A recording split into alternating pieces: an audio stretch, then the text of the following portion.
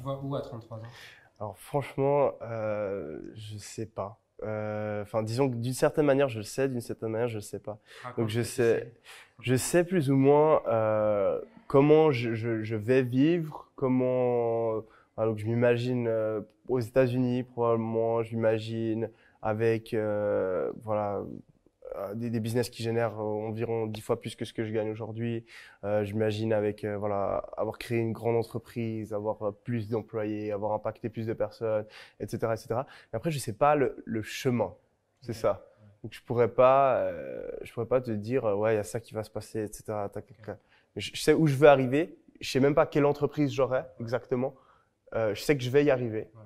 mais je sais pas comment. C'est quoi le sens commun derrière tout ce que tu fais? Le sens comment? Pourquoi tu fais tout ce Euh, que tu fais aujourd'hui? Parce que j'aime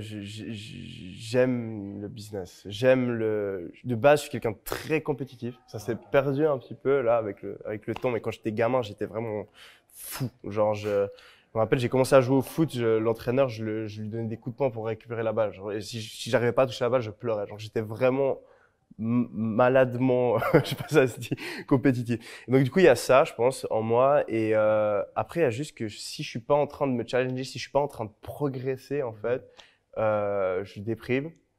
Et ouais, en fait dans ma vie j'ai essayé de, à des moments de ma vie, genre j'avais pas de projet ou j'avais pas une activité.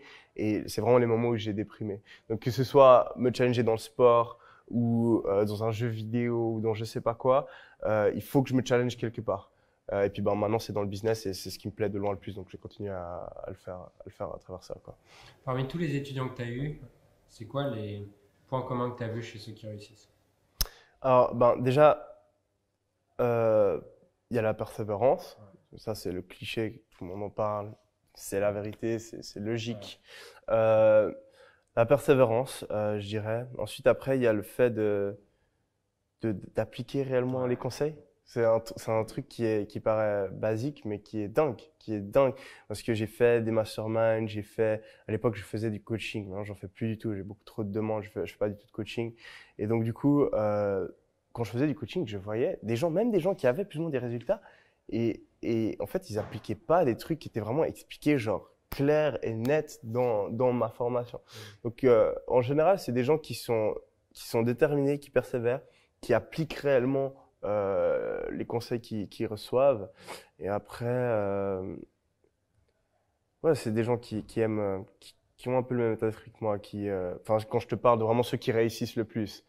Là, je te parle des 10 qui réussissent le plus. ouais, Après, si tu prends genre sur, je sais pas, il y a plus de 1000 personnes maintenant qui ont réussi, franchement, il y a plein de personnes différentes. ok. Ils ont vraiment des attitudes, des parcours hyper différents.